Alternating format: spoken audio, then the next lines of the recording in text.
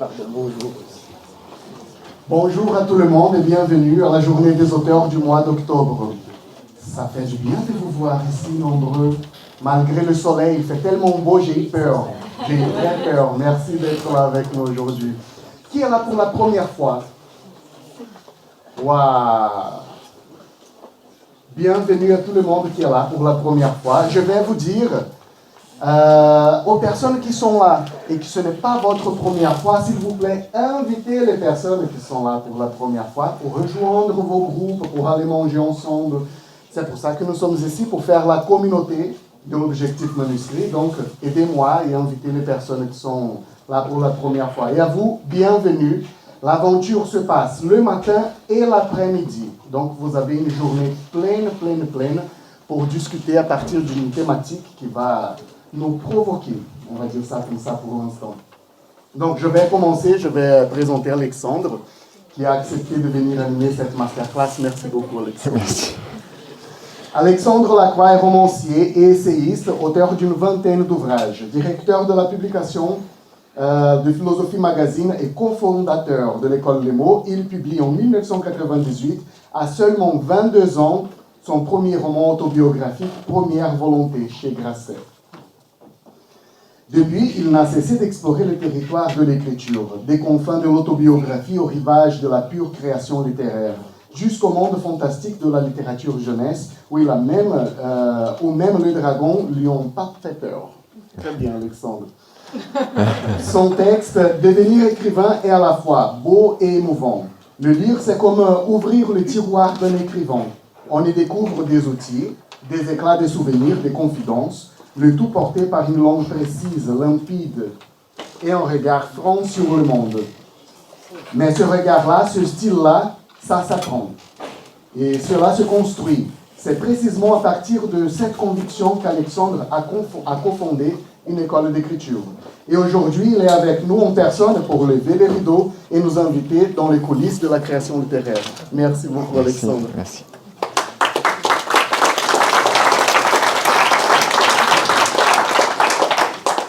Merci Guilherme pour ces mots très, très sentis de présentation, et puis merci à tous d'être là. Je suis très touché de vous voir si nombreux un samedi matin, malgré le temps froid, le soleil. Enfin voilà, vous êtes réunis, et pour cette heure que nous allons passer ensemble, en fait, Guilherme m'a proposé un exercice qui est complètement nouveau pour moi. Je vais faire ce que je n'ai jamais fait, et a priori beaucoup d'auteurs refuse de se prêter à cet exercice. En fait, je vais vous montrer des états du manuscrit, ou plus précisément, je vais vous montrer des états de mon premier jet brut pour devenir écrivain, pour mon dernier livre. Mais au fond, parce que ce dernier livre porte sur l'écriture, mais au fond, c'est sensiblement toujours le même travail que je mène à partir du premier jet. Donc je vais rappeler quelques intentions théoriques générales sur la manière dont j'envisage l'activité d'écriture. Et ces intentions, elles vont peut-être sembler un petit peu abstraites. Je ne sais pas, je vais prendre 10 minutes, peut-être 10-15 minutes pour rappeler quelques intentions. Mais ensuite, ce que je voudrais vous montrer, c'est un certain nombre d'extraits et pour mesurer l'écart entre vraiment le premier jet brut et la version publiée. C'est-à-dire que pour vraiment rentrer dans une partie coulisses, atelier, masterclass. Alors du coup, j'espère que ce sera outillant ou intéressant pour vous, mais c'est vrai que c'est une heure un peu main dans le cambouis. C'est-à-dire je vais pas, en gros, esquisser une théorie générale de la littérature. Je vais vous montrer assez concrètement ce qui se passe pour moi dans l'élaboration d'un texte. Voilà. Donc, si ça vous convient, se dérouler, donc je me lance. Donc, les quelques intentions théoriques. D'abord, c'est vrai que l'apprentissage de l'écriture, c'est lié à un parcours personnel, un parcours biographique. Enfin, c'est pour ça que j'ai fait un roman Devenir écrivain sur ce thème. Je pense qu'on rencontre des auteurs et à un moment donné, on se donne l'autorisation de passer à l'écriture. Et ça peut arriver jeune ou ça peut arriver beaucoup plus tard. Dans mon chemin, à moi, ce qui a d'abord compté, c'était la poésie. C'est vrai qu'à l'adolescence, ce qui pour moi était intéressant, fascinant, objet de lecture, c'était la poésie, en particulier la poésie de Rimbaud, puis la poésie des surréalistes. Et donc j'écrivais des vers, et y compris des alexandrins absolument épouvantables. Je pourrais pas. Alors ça, autant j'ai accepté à l'invitation de Guilherme de montrer mes premiers jets, autant les alexandrins, du collège, ça je pense que c'est bien que ça reste dans un tiroir.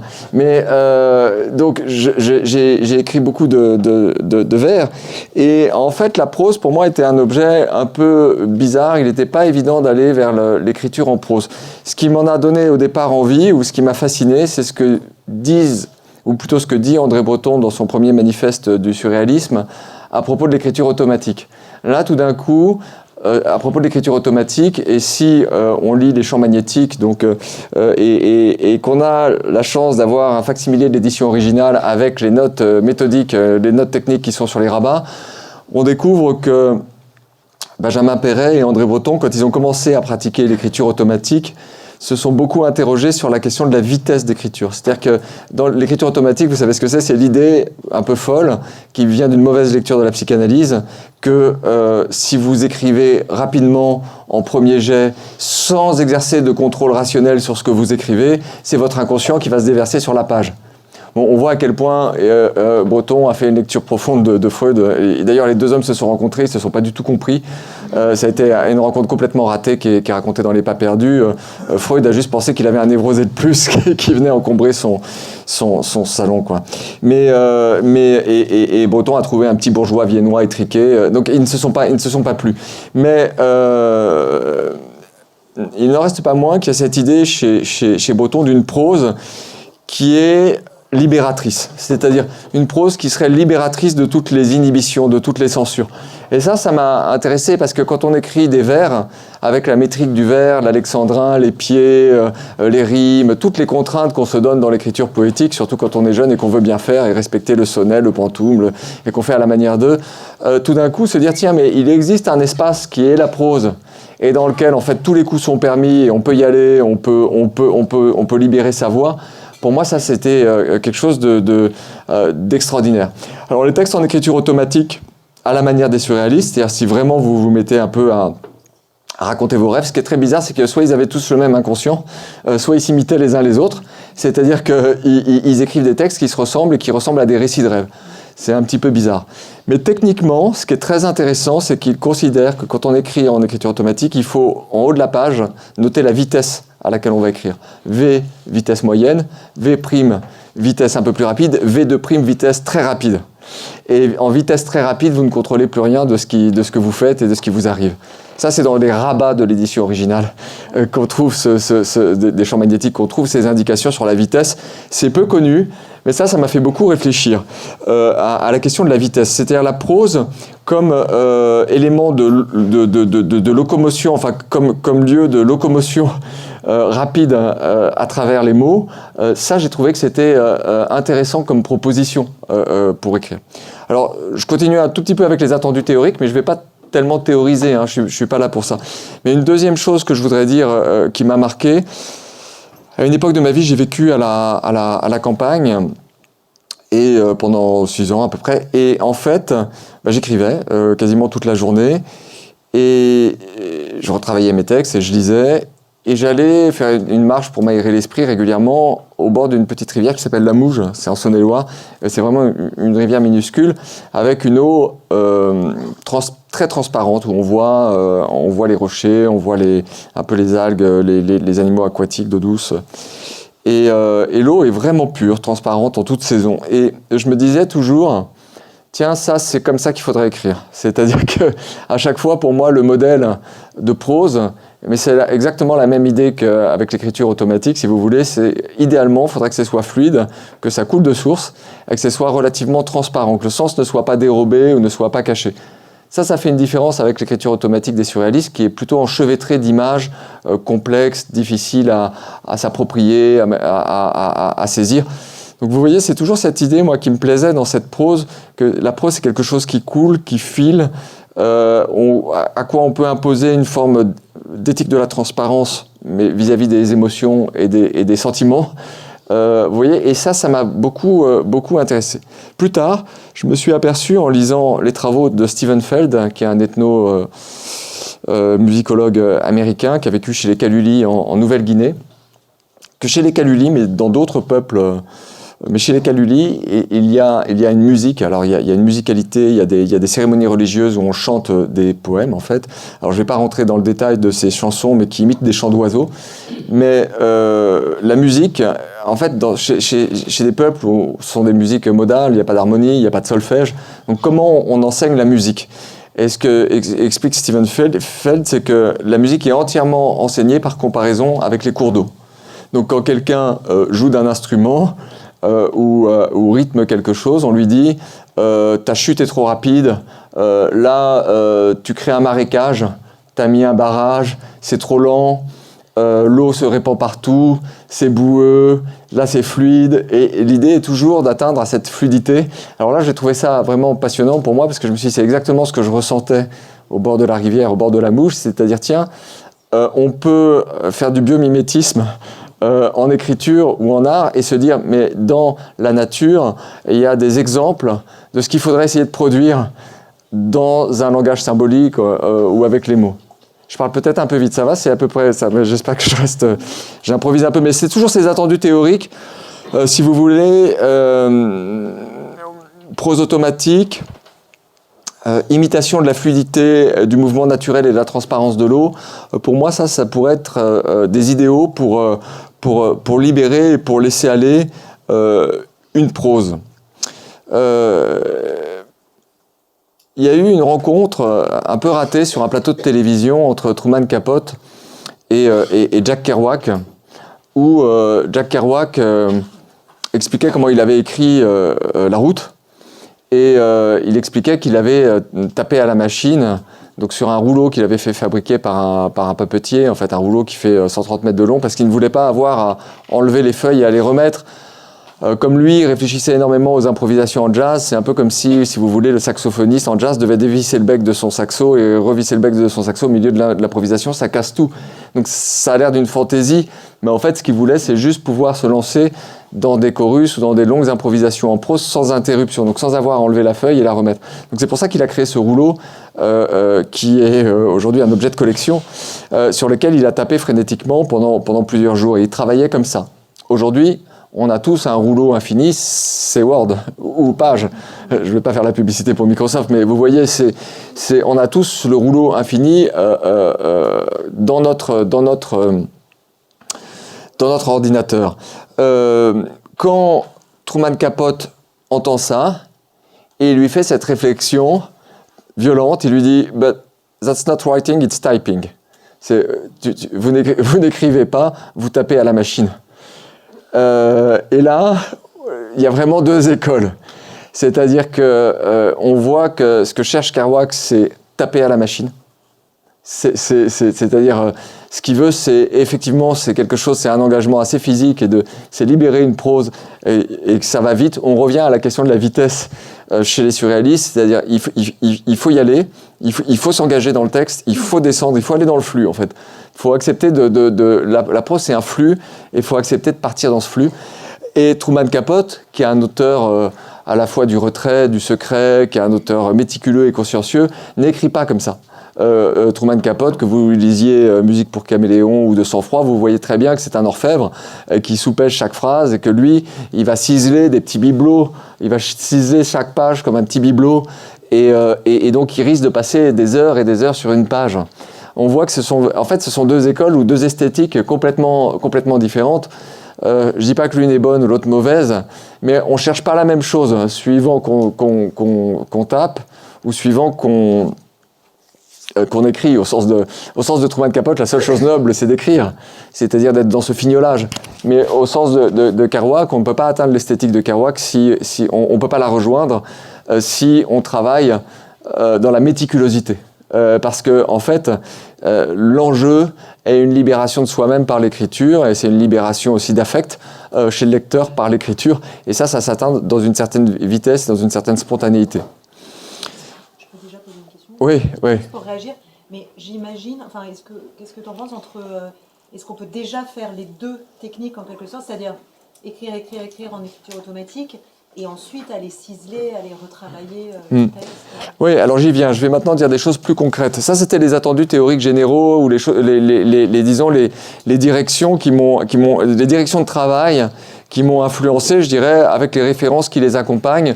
On voit que ce soit les beatniks ou les André Breton et les surréalistes, certaines avant-gardes, les moins intellectualisantes, on va dire, je ne parle pas du nouveau roman, mais certaines avant-gardes du XXe siècle ont cherché quelque chose de l'ordre de la fraîcheur et de la spontanéité dans le langage que le style académique ou le style, disons, même du naturalisme du XIXe siècle leur permettait pas d'avoir.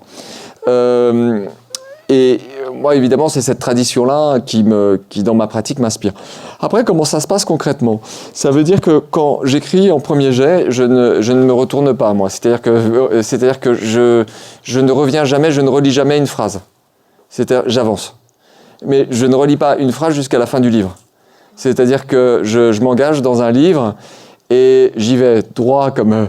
Voilà, il y a un grand professeur d'orgue, il y a une archivina alors que j'ai pas là, mais qui est amusante, un grand professeur d'orgue qui dit l'improvisation c'est comme un petit soldat, vous marchez et de temps en temps vous prenez des balles dans les jambes, mais vous continuez comme un petit soldat, on ne s'arrête pas. C'est-à-dire les balles dans les jambes, ça veut dire quoi? Ça veut dire qu'il y a des pages et des passages et des chapitres que vous ratez complètement.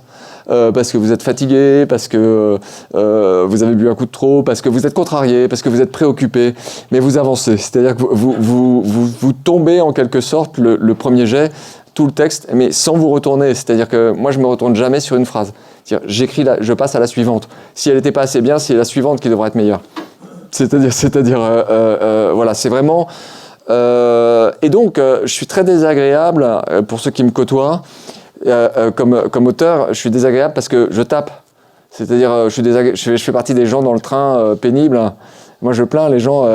Quand je regarde, parfois, je fais côté fenêtre, côté couloir, je plains le voisin. Mais c'est vrai que je vais taper pendant 2 heures. En plus, le train, c'est génial. Les gens comprennent qu'ils ne peuvent pas vous appeler, que vous ne répondez pas aux mails. donc, vous pouvez dérouler. Mais c'est vrai que et à la maison, c'est pareil. Je vais taper.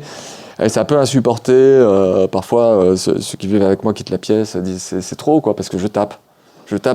Du coup concrètement, je peux pas taper, je casserais mon ordinateur si je tapais, donc j'ai un clavier séparé. Je vais parler de choses un peu concrètes, mais vous savez, j'ai les claviers portatifs Bluetooth là, et puis voilà, je les change quand ils sont cassés, mais je tape dessus comme une... Oui, oui, j'y vais et je sais pas faire autrement en fait. C'est pas pour le plaisir de déranger et d'embêter le monde. Je ne sais pas faire autrement. C'est-à-dire, je m'assois et il faut que ça tombe. Alors, du coup, le but de cette manière de faire, c'est de garder toujours l'engagement et l'énergie du premier jet. Vous voyez, c'est d'être toujours dans ce. Mais évidemment, ça va produire un gros tas de textes. C'est-à-dire qu'au bout de 6 mois, on se retrouve avec un manuscrit très très ample. Là, le premier jet pour devenir écrivain faisait le double, c'est-à-dire imprimé brut, il aurait fait 800 pages. Et donc on se retrouve avec ce gros machin. Et arrive une phase 2, et donc c'est pour répondre à la question, arrive une phase 2 où, c'était bien, le premier jet, c'était la fête, ça allait vite, mais maintenant il va falloir revenir dessus, et ça va être plus lent, et ça va être plus long. Et je fais 2 relectures, pour être très concret et précis. Je fais une première relecture que j'appelle la relecture écran. C'est-à-dire que en fait, je reprends mon texte sur l'ordinateur, sur écran. Et je le perfectionne autant que j'en suis capable sur écran. Mais sur écran, on peut descendre dans chaque paragraphe, mais on a peu de vues d'ensemble.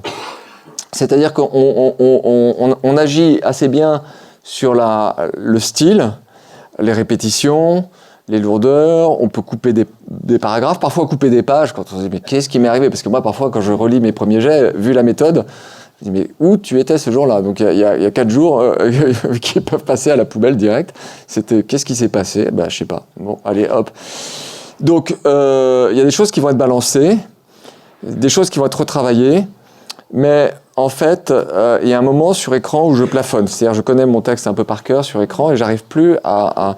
Et donc là, j'imprime et commence la dernière phase qui est la relecture papier. Et la relecture papier, c'est toujours terrible ce moment-là de remise en question parce que à la fin de la relecture écran, je me dis ah ouais, mais t'as tellement bossé sur écran que là ton texte il est nickel, il y a plus et je relis sur papier, faut tout refaire. Mais enfin, il faut tout refaire, il faut encore beaucoup travailler. Et notamment, il y a la question de la vision d'ensemble, c'est-à-dire que c'est seulement au stade de la relecture papier qu'arrivent les questions de dramaturgie et de montage. Mais en fait, c'est comme dans le cinéma, ça. C'est-à-dire qu'il faut avoir tous ces rushs, il faut avoir filmé toutes ces scènes pour faire les choix de montage. Dire, ah ouais, mais ce personnage, il arrive là, mais et on le revoit plus. Non, il y a un problème. Il faudrait qu'il réapparaisse, ou alors je coupe la scène en deux, donc. Et là, il y a des questions de montage qui se posent. Et ça, c'est au niveau papier. Donc, je résume. Pour un livre, il y a 3 phases. Il y a une phase qui est vraiment un peu dans l'élan vital et dans le premier jet. Et je dirais que c'est 1h30 par jour, 2 heures par jour, pas plus. C'est-à-dire, je tape, mais j'y pense toute la journée. C'est-à-dire, je m'assois et je tape direct. C'est-à-dire parce que j'y ai pensé toute la journée, sous la douche, en marchant, etc. C'est-à-dire, je cherche jamais ce que je vais écrire quand je m'assois et je tape. C'est vraiment cet engagement. Donc c'est une première phase qui est assez amusante parce qu'en un sens, tout est permis. C'est un moment de désinhibition. C'est un moment de lever tes exigences littéraires. Quand on écrit comme ça, rapidement, on peut pas se dire, on peut pas se comparer à Chateaubriand, à Camus, etc. Enfin, je veux dire, on n'est pas à ce niveau de maîtrise. En fait, on se lance et il y a la deuxième phase sur écran qui est un peu... enfin, la difficulté qu'elle pose, c'est qu'elle est sans vue d'ensemble. Donc, ça veut dire qu'on descend dans chaque page, mais il manque la vue d'ensemble, et il y a la relecture papier qui est avec vue d'ensemble. Et une fois que c'est fait, donc il y a ces 3 élaborations, j'envoie à l'éditeur seulement à ce moment-là. En général, je ne parle pas à l'éditeur de mon projet. Il ne sait pas sur quoi je travaille. Donc, moi, je signe toujours le contrat après. En fait, pour des raisons de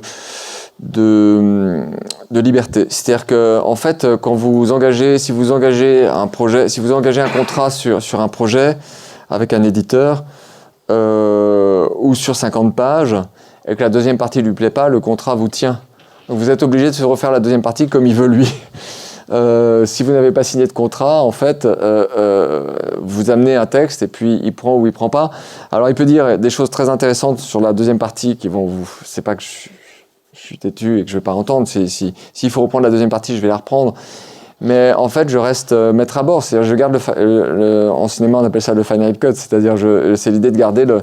Ah oui, tu penses qu'il faut supprimer toute une moitié du texte, ben tant pis... on va pas faire le livre ensemble. Enfin, voilà, bon, c'est un peu peut-être le luxe d'un auteur publié de pouvoir dire ça, mais je vois que beaucoup d'auteurs publiés signent sur projet. Ils signent sur projet et avec à mon sens, ce défaut ou ce piège que le texte est engagé chez quelqu'un et qu'on peut difficilement le dégager.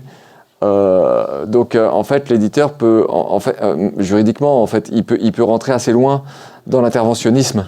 Là où ça va être plus compliqué si on s'est mis d'accord sur un état du manuscrit quasi définitif. Donc c'est quand même intéressant, je trouve, de contractualiser sur un texte, d'aller au contrat. Et c'est comme ça en général pour un premier roman, mais pas toujours. Il y a des gens, je ne vais pas citer, mais qui, par exemple, ont été repérés parce qu'ils avaient publié un super truc sur les réseaux sociaux, ou ils ont été repérés par un éditeur, ils ont signé un contrat, et ils sont déjà engagés, même avant le premier livre, ça arrive. Ou parce qu'ils ont un blog qui est vachement suivi sur un sujet. Mais là, du coup, il y a une prise de pouvoir possible de l'éditeur sur leur texte. Voilà. Donc, c'est juste une chose à avoir en tête. Le moment venu, ça peut être intéressant. En tout cas, du coup, moi, pour revenir, j'ai mes 3 phases qui sont des phases solitaires. Et une fois que la relecture papier est terminée, j'amène à l'éditeur qui va amener un regard, qui va apporter son regard, et qui va amener une réécriture. Souvent, elle est pas si, elle peut être importante, mais elle n'est pas si importante que ça parce que sur un manuscrit qui est déjà très travaillé, c'est pas très compliqué de supprimer une scène ou d'en ajouter une.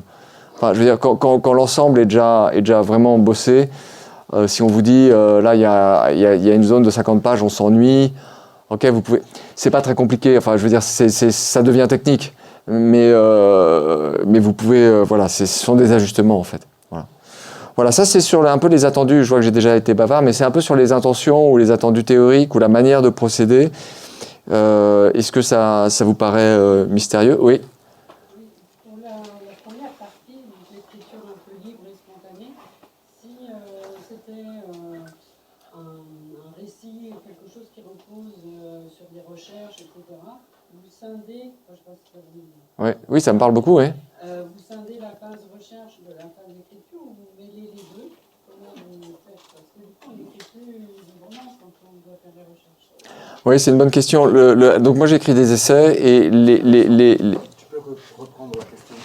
Ah oui, je reprends la question. Donc la question porte sur la documentation. C'est-à-dire que quand un livre, un manuscrit demande de la documentation, comment on fait pour intégrer de la documentation, c'est-à-dire quelque chose qui est un peu lourd par définition, dans cette liberté de premier jet? Alors moi, donc j'écris des essais et des romans pour les essais. Et parfois, j'écris des romans très documentés. Par exemple, j'avais écrit un roman qui s'appelle Voyage au centre de Paris, qui est une promenade dans Paris, mais où il y a énormément, je crois que je cite 240 sources dans le livre.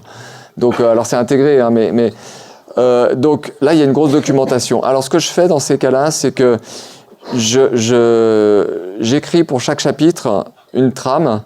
Et une trame, ce que j'appelle la trame, c'est juste une liste de citations, ou de faits, ou de noms propres, mais sans commentaire de ma part, dans laquelle je peux aller piocher chemin faisant. J'imprime la trame et je l'ai sous les yeux quand je suis dans ma phase où je tape. C'est-à-dire que je ne prends pas plein de livres autour de moi. Pour être le moins alourdi possible par la documentation, en fait, la trame, elle va faire... C'est aussi comme ça que j'écris les articles pour Philosophie Magazine. C'est-à-dire que, par exemple, je sais que j'ai... là, j'avais un article, il fallait que je commence... J'ai interviewé Brigitte Giraud et Sigrid Nunez sur le deuil, et je voulais commencer par Heidegger. Donc, pareil, j'ai les citations de Heidegger, les citations des deux romancières qui m'intéressent, et ensuite je me lance. Mais donc, en fait, je réunis sous le support le plus léger possible les éléments d'information nécessaires. Mais en réalité, le problème de la documentation, c'est que la documentation, ça peut... enfin, le risque que ça comporte, c'est exactement le même risque que pointait Kerouac là, quand on enlève la feuille. C'est que si vous repartez dans le bouquin pour vérifier quelque chose, en fait, vous avez cassé complètement votre élan. Donc, en fait, c'est fichu. Moi, j'essaye d'éviter au maximum ce qui casse l'élan. Et par exemple, ce qui casse l'élan, avec Word, c'est « Ah ben, j'ai écrit cette phrase, ah ben, je reviens en arrière, je me relis, ah mais je pourrais changer tel adjectif. » Et puis, on s'enlise, on tombe dans son traitement de texte comme dans un trou de plus en plus profond parce qu'on fait 28 variations sur la même phrase et à la fin, on ne sait plus laquelle est la bonne. Et donc, et puis de toute façon, on n'a plus de distance critique. Voilà, donc c'est quand même intéressant de laisser reposer un premier jet et d'y revenir deux mois plus tard, parce que là on se dit « Ah ouais, non mais ça c'était nul » et puis on n'a aucun scrupule à l'enlever. Voilà, alors qu'est-ce que ça donne si j'entre dans le concret? Est-ce que ça va, c'est clair ce que j'ai raconté? Voilà, c'est une manière de procéder. Je prétends pas que ce soit la seule elle fonctionne pour moi. Hein, je veux dire, c'est-à-dire, ce sont mes outils. Peut-être pour vous, ce sont d'autres outils qui fonctionnent. Voilà, ça sont les miens. Voilà. Alors, bon, bah c'est bien, c'est complètement illisible. Comment on va faire? Voilà. Alors ça, c'est voilà. Ça, c'est le début. Donc là, pour expliquer, je commence à devenir écrivain. Donc c'est un moment important. Je pars en premier jet, je sais que je suis au début d'un roman et je sais que je vais y passer 1 an et demi. Donc je me lance là, c'est le petit soldat quoi, c'est-à-dire je pars et l'état, je dirais l'état de premier jet. Donc ça c'est du premier jet brut, c'est-à-dire c'est le premier jet, c'est mon premier jet brut sans aucune forme. J'ai un fichier, j'ai extrait de mes fichiers, c'est mon premier jet brut sans relecture. Il n'y a aucune forme d'élaboration, de relecture. Je vais le redécouvrir avec vous. Il est possible qu'il y ait des fautes d'orthographe. Normalement, j'ai à peu près une orthographe correcte, mais voilà, c'est vraiment c'est brut, c'est comme ça. Et j'avance vite, je tape vite. Donc voilà, il y a aucune élaboration secondaire. C'est de toute façon, ce fichier-là, même techniquement, je l'appelle premier jet brut et je le mets quelque part dans la mémoire de l'ordinateur comme en réserve. Voilà. Et donc, en fait, l'état, c'est un état on va dire, un peu semi-hypnotique, où j'ai 1 heure, 1 heure et demie, 2 heures devant moi à taper, très vite, et j'essaye d'explorer une situation. J'étais allé voir Annie Ernaux, alors je ne me compare pas à Annie Ernaux, mais j'étais allé voir Annie Ernaux pour l'interroger, et elle me disait que quand elle écrivait une scène, elle essayait de revivre, donc c'est souvent autobiographique, de revivre ce qui lui était arrivé, donc de se remettre dans l'état émotionnel, et qu'elle n'était pas sûre du tout que ce qu'elle faisait, c'était de la littérature. Qu'elle se mettait sur un coin de sa table et qu'elle essayait simplement de revivre la scène. C'est un peu ça. Moi, je me suis reconnu dans cette description, c'est-à-dire, là, je me dis, ok, je commence un texte sur l'écriture, donc je commence par un prologue, et ça donne ça, alors je vais lire un paragraphe. Comme tous les jours ou presque, j'écris. J'ai 47 ans et pourtant je n'ai pas d'âge quand j'écris. J'ai commencé il y a longtemps, je suis entré dans cette activité et je n'ai plus jamais arrêté. Mes mains courent sur le clavier de l'ordinateur. J'ai enlevé mon anneau de mariage, si bien que ses mains et ses doigts sont les mêmes qu'autrefois. Le regard que nous portons sur le monde ne vieillit pas tellement. J'ai franchement l'impression que ce sont les mêmes yeux qui voient depuis que je suis enfant. Même si ce qu'il y a derrière et autour de ces yeux a changé, ils ont conservé leur transparence. Les yeux sont un organe bien particulier, ils attestent que quelque chose comme du vivant transparent peut exister, et c'est peut-être une bonne métaphore de la posture de l'écrivain. À cet instant même, il est 22h49, je le lis en caractère verdâtre sur l'horloge du four. Je n'ai pas de pièce dévolue à l'écriture, pas de bureau. Les loyers des appartements à Paris sont tellement élevés que consacrer une pièce à la littérature apparaîtrait comme une extravagance. Et puis ce serait rogner sur la vie de famille, mettre tous les autres à l'étroit au nom d'une occupation dévorante, d'accord, et néanmoins inutile et insolite. Les enfants dorment dans leur chambre, j'ai pris soin de passer l'éponge sur la table de la cuisine avant d'y poser mon ordinateur. Ma journée de travail est derrière moi, même s'il y a de fortes chances pour que le texte que je commence ce soir, je redécouvre avec vous, aboutisse, c'est-à-dire qu'il soit publié, qu'il trouve des lecteurs. Je ne dirais pas exactement que l'écriture est un travail.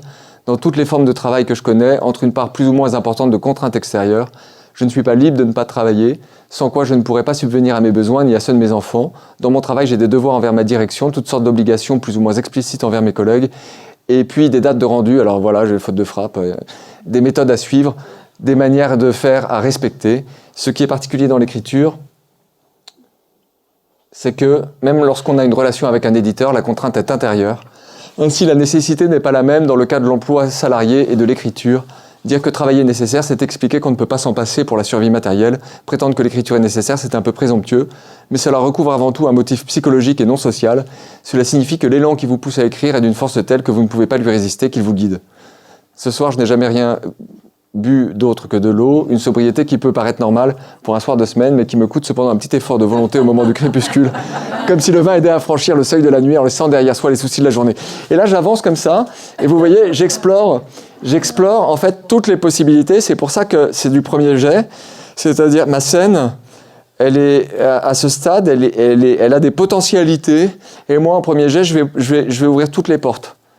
C'est pour ça que c'est pénible, c'est pour ça que c'est pas vraiment intéressant. Guilherme me dit, monte tes premiers jets, c'est ça qui va intéresser, mais au fond, c'est à la fois intéressant et pas intéressant, c'est-à-dire qu'il y a plein de possibilités qui sont ouvertes par une méditation libre sur ce que c'est qu'écrire, et j'ouvre toutes les portes, je les prends toutes. Vous voyez, comparaison avec le travail, est-ce qu'il faut avoir bu de l'eau ou du vin, etc. Et puis ça continue. Et donc évidemment, au premier jet, mon prologue, il fait... It's typing, hein, donc je tape comme ça, et puis ça fait 4 pages. Voilà, ça c'est un jet d'écriture, mettons c'est 1h20, 1h30. Et c'est...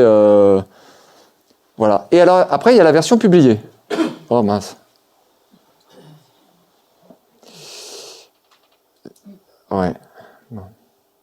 Et là, vous allez voir, donc je ne lis pas tout, hein, parce que bon, ça vous donne un peu l'état quoi, de... Voilà. Alors, ça s'appelle plus un prologue, ça s'appelle un avant-propos. Et ça donne ça. Il y a longtemps que j'avais envie d'écrire un livre sur l'écriture. J'ai d'abord envisagé de lui donner la forme d'un manuel de creative writing, comme il en existe dans les pays anglo-américains, mais en plus français, moins préoccupé de la seule efficacité narrative. Je me suis ravisé, la technique ne fait pas tout. Oh là là. Il ne suffit pas d'avoir suivi des études de lettres, ni d'avoir beaucoup lu pour devenir romancier. La littérature et la vie sont intimement liées, elles avancent d'un même pas. On ne peut pas progresser dans son écriture sans avoir, en parallèle, traversé certaines expériences, fait des rencontres, affronté quelques drames. Écrire, ce n'est pas simplement combiner des mots, c'est s'engager dans une aventure humaine totale. C'est pourquoi j'ai choisi le genre du roman d'apprentissage. Dans ces pages, je raconte mes débuts, depuis les premiers brouillons à la fin de l'adolescence jusqu'à la publication de mon premier roman, à l'âge de 22 ans. Je ne connaissais personne dans le milieu littéraire, je partais de rien, seulement d'un rêve, mais je suis parvenu à terminer mon manuscrit et à le publier. J'ai tâtonné, commis pas mal d'erreurs, mais aussi reçu des conseils qui m'ont mis sur la voie. Si j'ai voulu retracer cette histoire, Ce n'est pas par nostalgie ni pour m'appesantir sur mon cas personnel, mais parce que j'ai l'impression qu'elle pourrait être utile à d'autres. Celles et ceux qui se demandent comment on devient écrivain y trouveront peut-être quelques indices. Qu'est-ce qui s'est passé? Je suis parti de 6 pages, j'ai rien gardé. Voilà, mais c'est pas grave. C'est-à-dire, c'est le travail, c'est 6 pages. J'en ai d'abord fait 2 pages. Et puis, une fois que j'avais réduit à 2 pages, je me suis aperçu que ma scène, elle était narrative et qu'elle me posait, en fait, elle posait un problème narratif, c'est qu'elle manquerait dans la réalité de l'âge adulte, alors qu'ensuite, mon roman raconte l'adolescence. Et donc, il y avait un problème, c'est-à-dire que ça faisait exister le narrateur âgé avant le narrateur ado, et que le roman fonctionne mieux s'il n'y a pas de prologue, c'est-à-dire s'il n'y a pas une scène où on voit le personnage grosso modo vieux avant de le voir jeune. Il faut le voir tout de suite jeune. Et donc, si vous voulez, l'intention est devenue un avant-propos. Voilà, donc on peut se dire c'est du temps perdu, mais vous voyez, c'est pas perdu parce que le premier jet que je vous ai montré, il donne quand même une certaine énergie au reste. C'est-à-dire que y a déjà cette idée d'engagement, d'écriture. Pour moi, c'est pas parce qu'on supprime quelque chose que c'est pas là l'état fantôme dans un texte ou que ça ne voilà, il faut faire des deuils. Hein, c'est-à-dire ah ouais, c'était quand même pas mal ce passage, cette phrase. Là, j'ai dit un truc intéressant, etc. Bah oui, il faut faire des deuils parfois assez violents. Mais en fait, c'est au profit du manuscrit. Voilà, je sais pas. Alors, moi, j'ai jamais fait cet exercice de montrer mon premier jet, donc je sais pas ce que ça. Comment? C'est intéressant pour vous. Je sais pas comment vous réagissez. Ça n'a rien à voir. C'est rassurant. Ah oui, alors vous voyez, dans le premier jet aussi, il y a beaucoup de phrases, la syntaxe, à cause de ma méthode de travail. La syntaxe est relativement simple, sujet, verbe, complément, c'est-à-dire moi je trace, donc il faut que ça... on peut raffiner... ma prose, j'essaie d'être toujours simple et clair, mais en fait, si on regarde dans le détail, la construction est un tout petit peu plus complexe dans la version publiée, parce qu'il y a une question de rythme qui est mieux gérée. Voilà, c'est-à-dire qu'en premier jet, alors vous avez compris, le rythme c'est ma grande obsession, mais la question du rythme est mieux gérée, mais voilà. Donc ça c'est un exemple. Je voulais donner un autre exemple que je trouvais pas inintéressant, qui va être le contraire. C'est-à-dire qu'en premier jet brut, j'ai posé quelque chose, et en fait, dans la version publiée, alors je vais pas la lire entière, mais en premier jet brut, j'ai posé quelque chose, et dans la version publiée, en fait, c'est devenu 6 pages. C'est-à-dire, c'est le contraire. C'est-à-dire que, parce que parfois c'est le contraire, c'est-à-dire qu'en premier jet brut, je touche quelque chose, j'effleure quelque chose d'intéressant, et je ne suis pas capable sur le moment de le développer. Ou plutôt, ça m'arrive un peu comme ça, puisque comme je suis dans cet état un peu hypnotique et tout, ça débarque. Et au fond, c'est contracté, c'est refermé, et il va falloir le déployer. Et donc là, le retravail, il va consister non pas à couper, mais à épaissir, à développer, à narrer davantage. Voilà. Donc ça, c'est une scène dans Devenir écrivain où le personnage, enfin c'est moi le personnage, mais cette division, cette séparation narrateur-auteur, dans mon cas, parfois, elle est assez mince. Où je raconte en fait une rencontre amoureuse, et c'est important parce que ce personnage, c'est un ado qui se prend un peu pour Dieu, quoi, et qui se prend pour un Nietzsche, enfin qui se prend pour quelqu'un de... Voilà, l'ado qui a tout compris. Enfin, vous voyez, vos ados, si vous avez des ados, ils sont comme ça, ils en savent beaucoup plus que vous sur la vie. Ils vous apprendront à faire des enfants bientôt. Et donc il est comme ça, et en fait il va être percuté parce qu'il va faire une rencontre amoureuse importante. C'est-à-dire que là tout d'un coup l'amour va rentrer, et il va en fait sortir un petit peu de sa bulle, quoi. Alors c'est la scène oui, ce sont les premières scènes de rencontre, et en premier jet ça donnait ça. Avec Mathilde, un continent s'ouvrait. Elle habitait un studio de 9 mètres carrés au-dessus de la place Blanche, sur les pentes de Montmartre, rue du Rantin. Donc là on est toujours en premier jet brut. Le sol était couvert par un jonc de mer. Il y avait de l'espace seulement pour un lit, une place. Là, Mathilde, qui avait vécu ses années de lycée au Japon, à Tokyo où sa mère s'était expatriée, s'appliquait à un minimalisme vaguement inspiré du zen. Elle avait éliminé le superflu. Elle ne possédait que des grandes cuillères en guise de couvert, à l'exception d'un couteau de cuisine unique qu'elle avait aussi failli abandonner dans la rue. Elle n'avait que 2 assiettes, que quelques vêtements bleus ou blancs. Le frigo était toujours vide. Elle n'utilisait pas des feuilles de format A4, mais des cahiers plus petits qu'elle achetait dans des papeteries japonaises. Elle faisait sans arrêt brûler des bandelettes de papier d'Arménie repliées en accordéon dans une coupelle de cuivre. J'ai oublié le nombre de règles qu'elle avait inventées pour sa vie quotidienne. Ce qui était certain, c'est qu'elle pratiquait là un art de vivre spartiate et radical. En fait, elle s'efforçait de vivre philosophiquement. J'aimais aller chez elle, j'aimais entrer dans cette pièce qui ressemblait à un sanctuaire. Un store de papier était déplié contre la fenêtre, mais un lampadaire dans la rue jetait toujours sur lui une clarté jaune, on aurait dit un shoji. Nous faisions l'amour lentement, la plupart du temps à même le sol, dont la corde dure imprimait des marques au niveau des articulations, dans cette semi-pénombre. Nos ombres dansaient sur les murs, elles voyageaient lentement sur la peinture blanche, comme des nuages presque statiques dans un ciel sans vent. Je n'avais jamais rien vécu de pareil. Un soir, assez rapidement après notre rencontre, les 3 mots étaient sortis de ma bouche tout seul, je t'aime.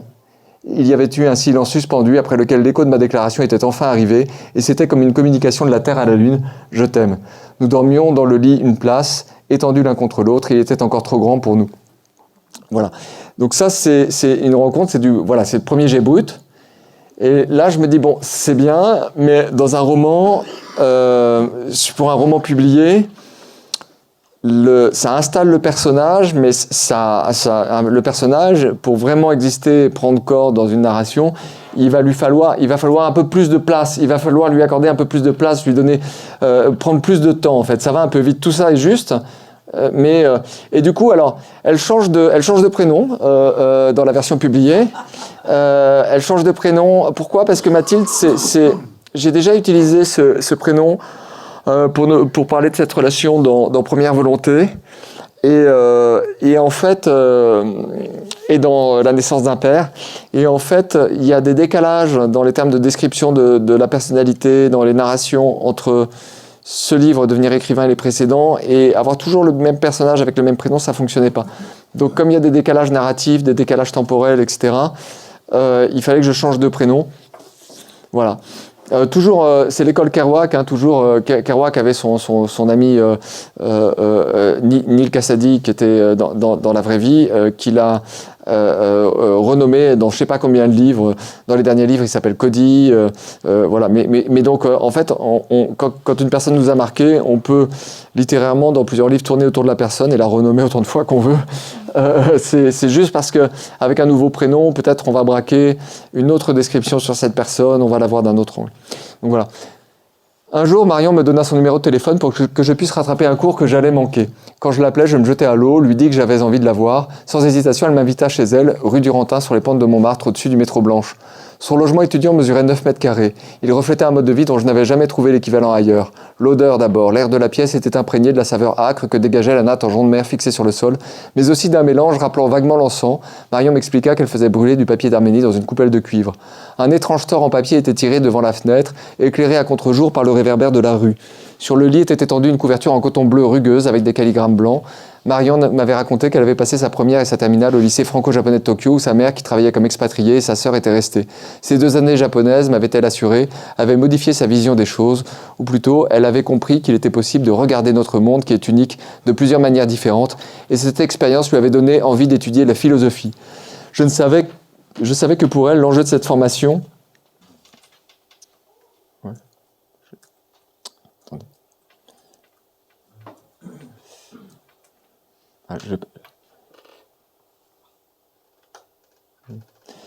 n'était pas seulement de décrocher des diplômes, mais de découvrir un art de vivre qui lui conviendrait, qui apaiserait ses angoisses. Nous en avions déjà parlé souvent. Elle était comme Spinoza, elle voulait réformer son entendement pour se sentir plus heureuse. Elle était à la recherche d'un équilibre psychologique et elle pensait que la philosophie pourrait l'aider à le découvrir. Je n'avais jamais accordé à cette matière une telle portée, une telle efficience pratique, même si j'aimais bien l'idée. Face à Marion, je me sentais plus écrivain que philosophe. Pour moi, rédiger une bonne description de l'existence était déjà une prouesse incroyable, et les secrets ultimes de l'univers nous resteraient à jamais cachés. Mais l'amour de la sagesse tel que le pratiquait Marion n'était pas seulement théorique, il engageait un tas de détails concrets. Avec fierté, elle me montra sa cuisine. Elle avait longuement réfléchi à la façon d'éliminer le superflu. Comme vaisselle, elle ne possédait plus que 2 assiettes et 2 bols, un seul couteau pour les cas d'absolue nécessité et 2 grosses cuillères. Pas de fourchette, elle trouvait vulgaire et agressif de piquer. Elle n'avait pas de poêle, elle ne cuisait pas les aliments, ne les transformait pas. D'ailleurs, elle mangeait peu. Elle ne buvait que de l'eau, parfois du thé, jamais d'alcool. Elle avait un bloc de savon de Marseille dans sa douche, avec la mousse duquel elle se lavait aussi les cheveux, seulement une fois par semaine. Elle était fière que tous les objets en sa possession n'aient que deux couleurs, bleu ou blanc. Je l'avais plus ou moins remarqué, mais sans deviner que c'était un système. Le blanc aide à faire le vide, le bleu renvoie à l'infini. Toutes les autres teintes amenaient un élément perturbateur dont elle se méfiait. Elle n'aimait pas les divertissements. Si l'angoisse lui venait dans ses 9 mètres carrés, elle n'appelait pas une amie, n'allait pas au cinéma, ne sortait pas. Elle lui tenait tête, elle la traversait, elle faisait corps avec, etc. Donc, en fait, va y avoir du lyrisme, et je vais amener l'érotisme dans la fin du chapitre qui fait 6 ou 7 pages, mais le lyrisme va arriver beaucoup plus tard. On est sur un mode d'exposition qui est beaucoup plus lent, peut-être un peu moins prenant aussi, mais si vous voulez, je laisse le personnage arriver dans le récit, on va dire, plus lentement, parce que à ce moment-là, dans la dramaturgie, mais ça c'est seulement la relecture papier qui le dit, j'ai besoin de cette lenteur pour que le personnage s'installe aussi mémotechniquement dans l'esprit du lecteur. Il faut que cette rencontre avec Marion soit un peu, pas pédagogique, mais un peu méthodique, étape par étape, et que du coup, pour le lecteur, ça imprime, quoi. Qu'il ait le temps de visualiser la pièce, etc. Donc c'est peut-être moins, je dirais, direct que le premier jet qui va direct à l'érotisme. Là, je vais prendre 6 pages pour y arriver. Mais ça va donner une consistance. Cette lenteur, elle va donner une consistance au personnage. Voilà. Donc ça, c'est un cas typique. Voilà, je vous ai montré 2 cas. Un cas où, en fait, la version publiée amène une contraction du premier jet, et un cas où la version publiée amène un développement du premier jet. Voilà, là-dessus, on peut ouvrir un peu la conversation, parce que ça fait un moment que je parle. Ouais. Ce qui est intéressant dans les 2 cas, en fait, c'est qu'on a posé la caméra pas au même endroit. Le rythme du premier correspond à son regard qui lui découvre, en fait. C'est pas elle qui lui fait découvrir. Et le deuxième point, c'est elle qui fait découvrir avec fierté, elle le rassurait, elle lui explique. Et on est dans son rythme à elle, qui n'est pas le même rythme que le sien. Donc en réalité, la caméra n'est pas placée au même endroit, ce qui explique aussi peut-être la longueur du deuxième texte. Elle existe plus dans le deuxième. C'est-à-dire que dans le premier texte, c'est le souvenir qu'elle a laissé, et qui s'est déposé, mais elle, comme agent, son agentivité, on va dire, dans le texte, est relativement faible. Là, elle a une agentivité plus forte. Voilà, ouais, ça c'est sûr. Ouais. Comment on sait quand arrêter, si on en fait trop dans la description ou pas, et quand ça devient c'est trop long que... Mais en fait, en premier jet, moi, c'est pas la question que je me pose. Moi, ce que j'essaye de faire, c'est d'épuiser les potentialités de mon chapitre. Mais parfois, c'est-à-dire, en gros, je disais d'ouvrir toutes les portes, c'est-à-dire de me permettre les digressions. En premier jet, je me pose pas la question est-ce que c'est trop long, j'y vais. Par contre, ça tient à plein de choses, c'est-à-dire qu'il y a des moments où on effleure quelque chose d'intéressant, comme là c'était le cas, et on n'a pas la disponibilité mentale pour l'approfondir. C'est-à-dire qu'il y a quelque chose qui affleure, c'est un peu comme un récif où, vous voyez, sous l'eau, il y a quelque chose qui affleure, qui pointe son nez. Dans le premier jet, dans l'écriture en premier jet, il y a quelque chose mais c'est pas sorti. C'est comme un iceberg, mais il va falloir tirer dessus parce que ça va amener un texte plus fort. Mais du coup, voilà, non, je pense qu'il faut pas du tout se limiter. Et en phase de premier jet, il faut, selon ses forces, y aller. Il y a une question à distance. Ah oui?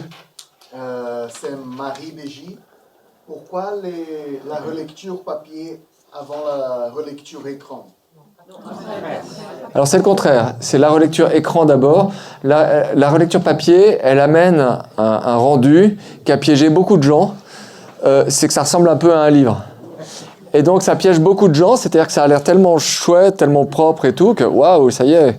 Ben non, ça y est pas. C'est-à-dire qu'il y a encore beaucoup de travail. Et donc en fait, c'est pour ça qu'il faut la faire arriver relativement tard, à mon sens, cette relecture papier, parce qu'en quelque sorte, elle institutionnalise la qualité de l'imprimante, ça institutionnalise un peu votre texte. Et il ne faut pas tout de suite le faire, ça. Il ne faut pas que ça ait l'air tout de suite d'un livre. D'abord, ce n'est pas un livre, c'est un texte. Et c'est un texte organique, vivant, dans lequel vous allez opérer des coupes sombres, amplifier des choses, voilà. Et voilà, donc c'est non, réécriture papier, c'est à la fin. Oui, alors je vois 2 questions. Oui, une ici. Papier, du coup, vous corrigez sur papier À la main.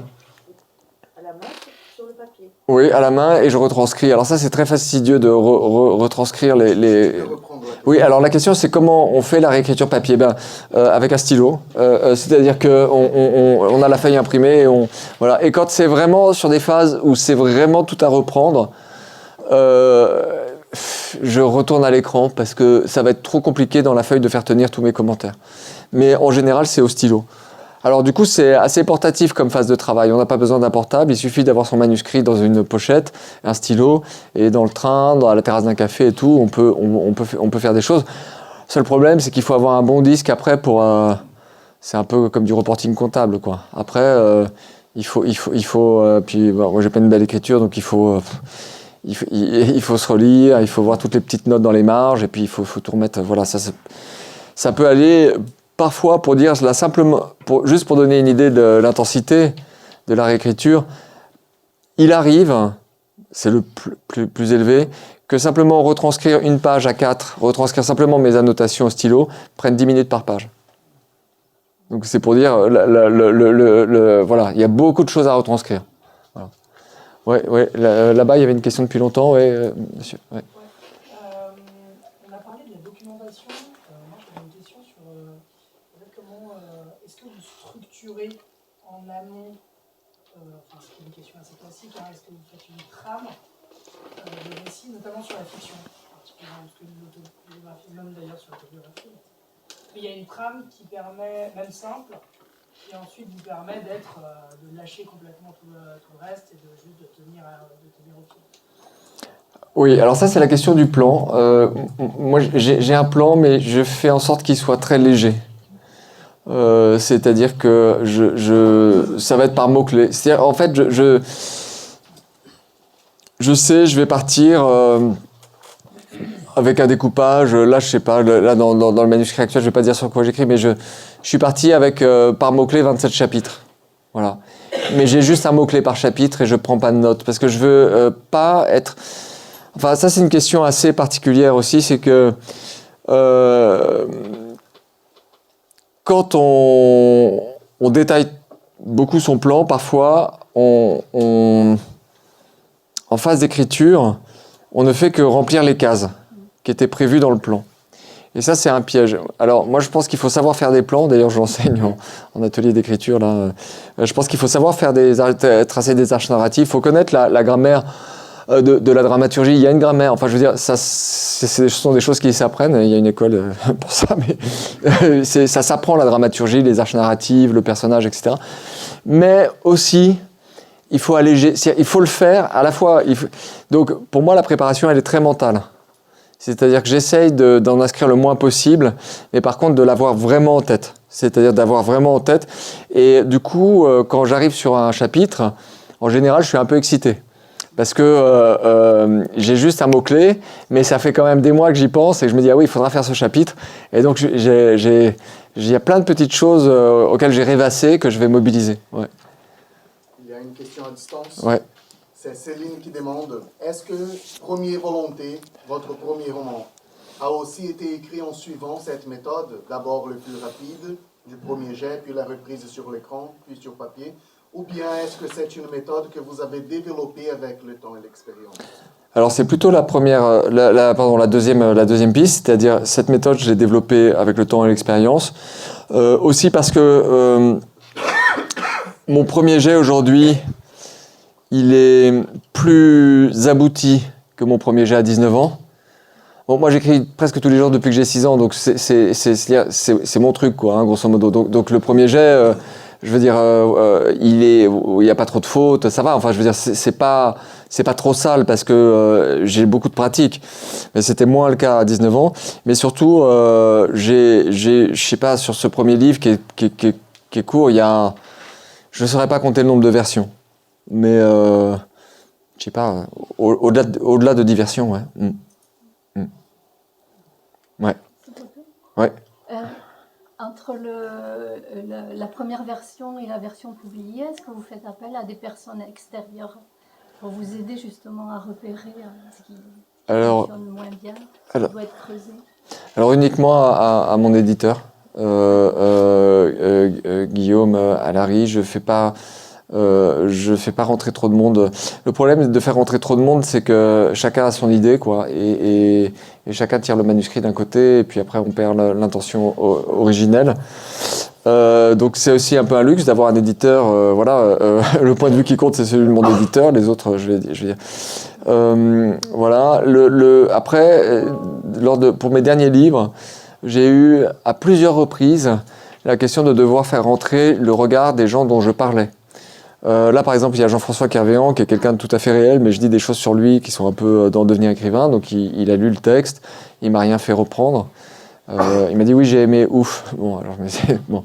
Mais voilà, je parle de deux danseurs étoiles dans le texte sur la danse, qui sont Stéphane Bullion et Ludmila Paliero. Et Stéphane, tout lui allait, alors qu'il dit des choses très très intimes et Ludmila, elle était perfectionniste. Elle dit non, c'est pas ce mot-là, c'est pas. En plus, elle est hispanophone au départ, donc c'était un peu la galère de dire. T'es sûr que c'est la bonne nuance? Oui, oui. Alors bon, on a retravaillé, mais donc ça, c'est voilà, je vais faire rentrer des regards quand j'ai en gros mêlé, parce que l'écriture du réel, peut-être une des questions que pose l'écriture du réel, c'est que si vous voulez pas en fait faire le hold-up sur la vie des gens et de vos proches, vous devez les faire rentrer dans le, enfin, vous devez les faire rentrer un moment dans le texte pour voilà, qu'ils soient à l'aise avec ce que vous avez écrit ou que ça leur semble juste, hein, tout simplement. Ouais. Oui, je vois. Ouais. C'est combien de temps entre le premier jet d'écriture et puis la réécriture derrière? Sur lequel? Celui-là. Premier jet mars. Je dirais que je commence en mars ou avril 2023. Et j'ai rendu le manuscrit définitif dans le dernier état en mars 2025. Ouais, il y a 2 ans. Alors il y a eu des interruptions parce que j'ai écrit. J'étais un peu sur un autre projet à certains moments sur ces 2 années. Peut-être en vrai. C'est un texte qui fait presque 400 pages. Donc en vrai, j'ai peut-être passé, sur les 2 ans, j'ai dû passer 18 mois dessus à peu près. Mais je travaille tous les jours, ou presque. Donc ça fait quand même beaucoup d'heures à la fin. Ouais. Ouais. Une question à distance. Ah oui, alors Guilherme. Cynthia, peut-être. Question. Faut-il vraiment réécrire au risque de perdre l'émotion? Dans la rencontre amoureuse, la première version avec moins de description, mais plus de sincérité, ne touchait-elle pas davantage? Ouais. À la taille d'une page, le premier jet est souvent supérieur à la dimension d'une page. Mais dans la dramaturgie générale, ça marche pas. En fait, c'est ça le problème, c'est que dans une dramaturgie, il se pose d'autres questions. Il y a des moments où il faut accélérer, ralentir, etc. Alors, du coup, pourquoi? Parce que quand on est en premier jet, on y va, quoi. Donc, on a ce côté, c'est assez direct, c'est brut de décoffrage. Mais le problème, c'est que sur 400-500 pages, le lecteur va pas suivre ça. Il va pas rentrer. Donc, il faut rentrer dans des stratégies narratives. Et les stratégies narratives, ça passe par des mises à distance. Vous pouvez pas être toujours sur ce même niveau d'émotion, d'émotivité.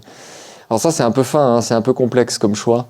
Bon, l'idée quand même par exemple, là, dans ce passage, ben, ça décolle à la fin. Là, j'ai pas tout lu, mais ça va décoller à la fin mais on y va beaucoup plus doucement. Ouais. Ça fait beaucoup de questions. Je sais pas comment hiérarchiser. Oui, là-bas. Ouais. Pour revenir à ce que vous dites, c'est pour le roman surtout ou aussi pour le théâtre, pour d'autres... Alors, je n'ai pas d'expérience de l'écriture théâtrale. Enfin, j'ai écrit qu'une seule pièce, qui est un monologue et qui a pas été joué. J'ai pas tellement cherché à la faire jouer. Mais je pense que dans le cas du théâtre, il faut sans doute réécrire avec les répétitions. C'est-à-dire que on est quand même très souvent dans un texte.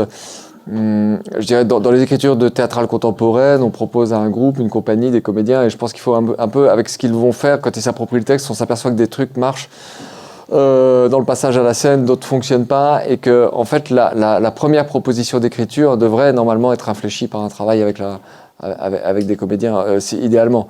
Je pense que c'est difficile.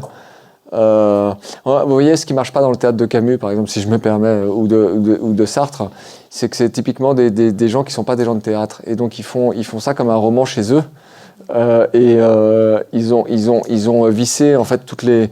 On connaît pas la vie de Shakespeare mais Molière on connaît, par exemple, ce sont des hommes de scène, et il y a les acteurs, et donc il y a cette expérience, il y a ce. Et oui, il me semble que dans l'écriture théâtrale, à un moment, il faut se frotter à la mise en espace, à la mise en voix. Sinon, donc voilà, en fait, je dirais que pourquoi la grande différence quand on écrit du théâtre ou du cinéma et un roman, c'est que dans un roman, on est Dieu, on est omniscient, omnipotent, c'est-à-dire on met tout, on met en place le décor, les personnages, les descriptions physiques. Et donc en fait on visse un système, c'est-à-dire qu'on veille à tout, alors que ce soit un scénario de cinéma où il faut laisser de l'espace aux acteurs, aux réalisateurs, aux metteurs en scène, il faut laisser des marges d'interprétation, et c'est-à-dire le texte est là à titre de proposition, mais c'est pas l'œuvre finie, c'est quelque chose qui va infuser dans une œuvre mais qui n'est pas l'œuvre. Et ça, je pense que c'est compliqué et qu'on ne l'enseigne pas assez à l'école. À l'école, on pense que c'est une pièce de théâtre, à part quelques mordus, c'est un peu difficile à lire. C'est une proposition en vue d'une appropriation. Et donc, il faut laisser beaucoup de creux et beaucoup d'espace. D'ailleurs, vous savez bien que les metteurs en scène, la première chose qu'ils font, c'est qu'ils foutent en l'air les didascalies.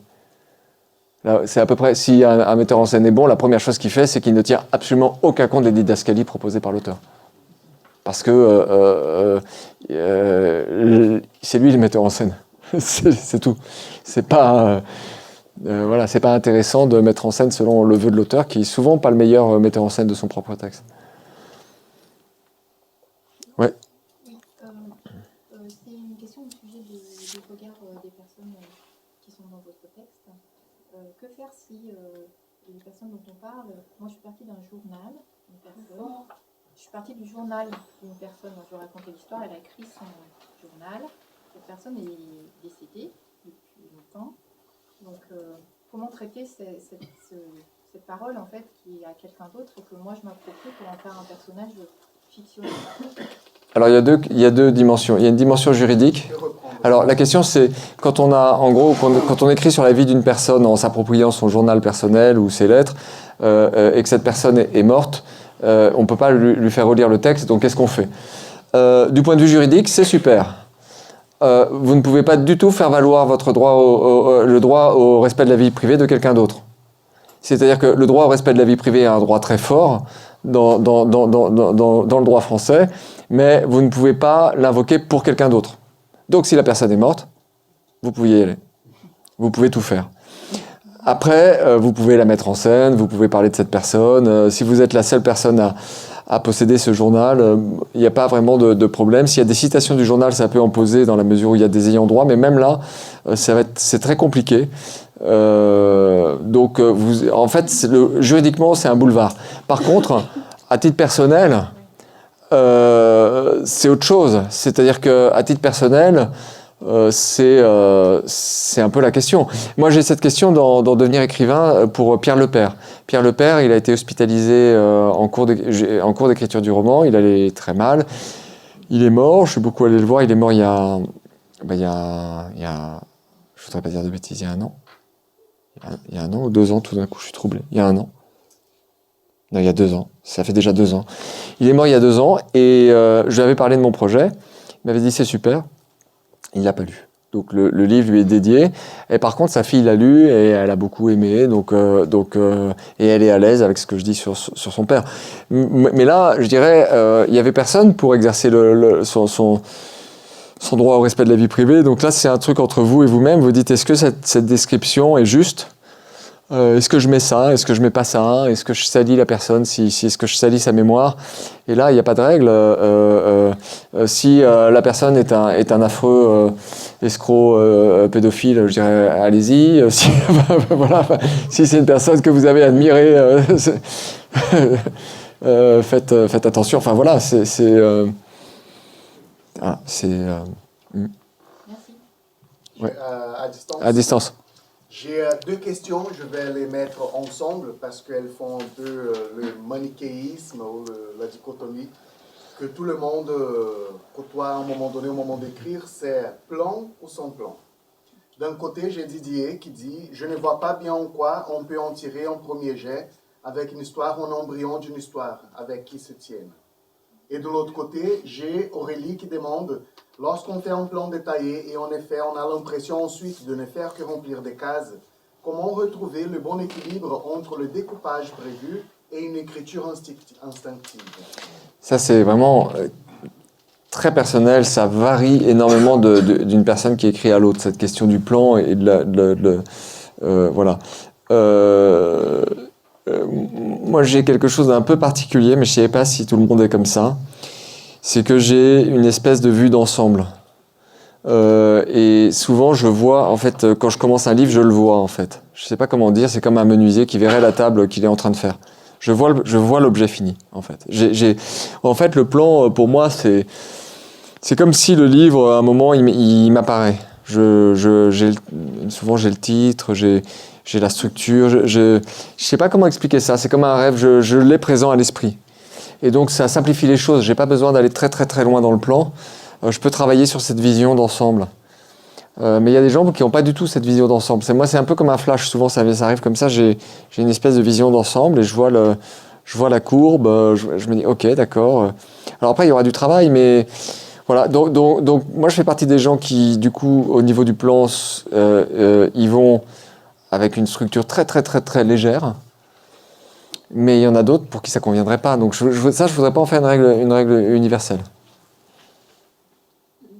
Oui, je vois. Oui.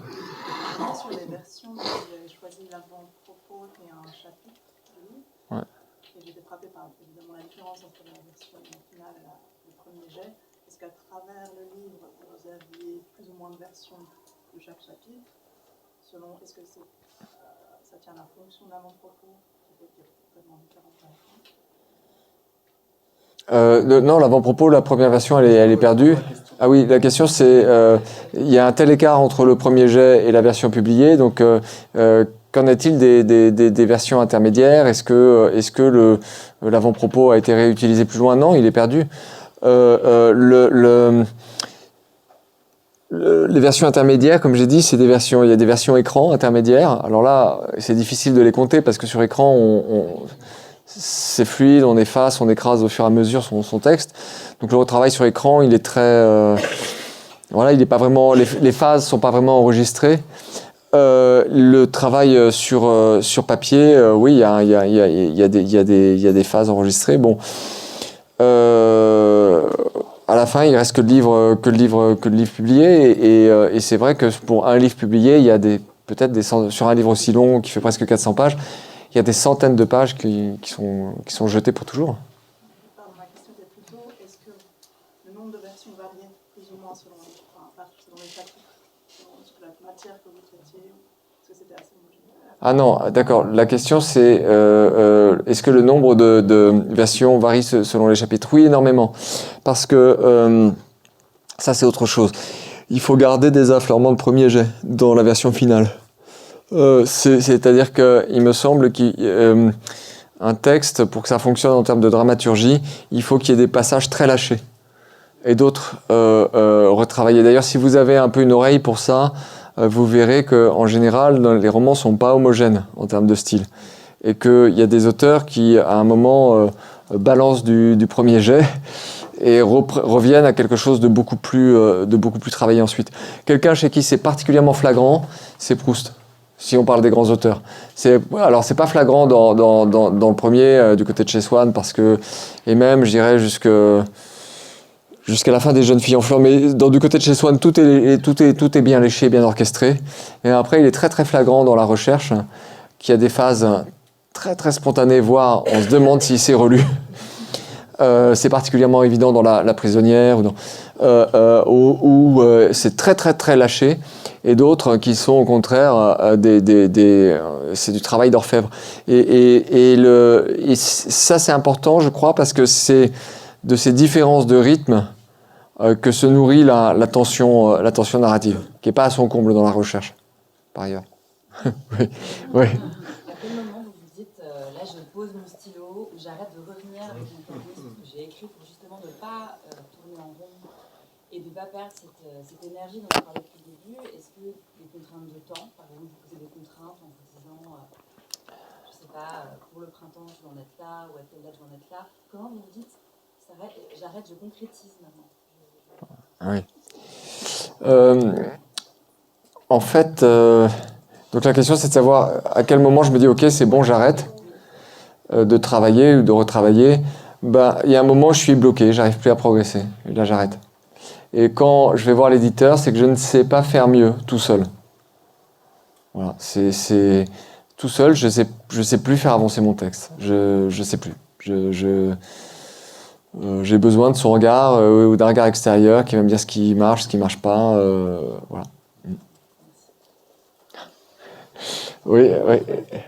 J'avais une question, c'est sur le premier jet, vous dites qu'il faut avancer sans se retourner.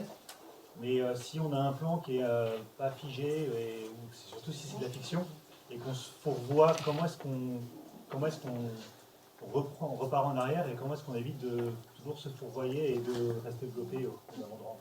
Ouais, on laisse des branches du manuscrit qui seront coupées plus tard. C'est-à-dire que j'ai exploré une voie, je m'aperçois que c'est une impasse. Au lieu de la retravailler, je reprends, c'est-à-dire je reprends sur le tronc, je reviens au tronc. C'est-à-dire, en premier jet, j'ai exploré un truc. Ah ouais, ça marche pas, pof. C'est pas grave, en fait, en phase de premier jet. Après, il faudra couper la branche, quoi. C'est une excroissance. Ou alors, en fait, on va s'apercevoir 3 mois plus tard que toute cette excroissance, elle sert à rien, mais qu'il y a dedans, il y a un paragraphe qui est super et qui va pouvoir débloquer quelque chose ailleurs. Donc, moi, je continue à avancer en assumant qu'il y ait des choses entières qui soient parties. Ouais. Ça répond pas à votre question. Non, en fait, parce que ce que vous avez dit, c'est oui, il y a une partie qui peut être intéressante, mais comment ne pas repartir sur la relecture complète en disant tiens, est-ce que cette partie-là, ce personnage-là est intéressant et permet de partir sur autre chose? C'est un peu ça la problématique, comment ne pas se relire complètement pour savoir où repartir. Alors, moi j'ai donc j'ai pas à vrai dire un plan, mais j'ai par exemple sur les 27 chapitres, là, j'ai un mot-clé par chapitre, et quand j'ai écrit un chapitre, je le passe en gras, et si le chapitre ne correspond pas à ce que c'était dans mon intention, je change les mots-clés. Et je mets tel personnage apparaît, quelques mots-clés, il se passe ci, etc. Donc, en fait, sur une feuille, un recto verso au maximum, j'ai ma liste de chapitres. Et donc, en fait, si je dois revenir en arrière, je n'ai pas à relire. Je sais, ah oui, je sais que, je sais pas quoi, Mathilde, je regarde, oui, alors j'ai fait apparaître au 24e chapitre. Ok, d'accord. Donc là, je suis au chapitre 32, donc il est temps que... Voilà. Et donc, j'ai en fait j'ai la possibilité par cette liste, mais qui est très cursive, d'avoir un support mémotechnique pour savoir ce qui est derrière moi, sans avoir à le relire. À distance. Ah. Hélène qui demande, est-ce que le jet spontané peut influencer le plan ou inversement?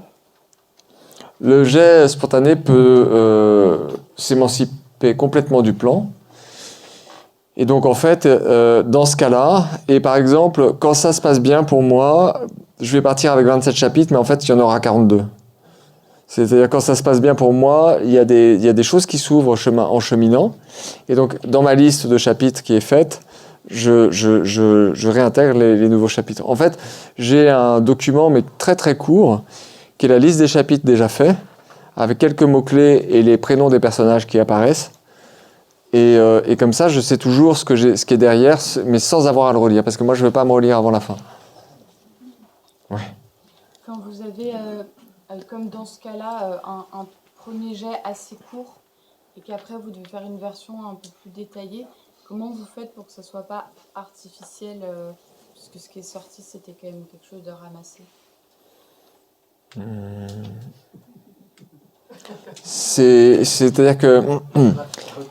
Oui, alors la question c'est comment on fait quand on va amplifier quelque chose qui était en premier jet pour que ça ne soit pas artificiel. En fait, je dirais que c'est pas du tout la même phase. C'est-à-dire qu'on sait ce qui est avant et ce qui est après. Et donc, on va essayer de trouver le ton ou le rythme qui s'articule bien. Voilà.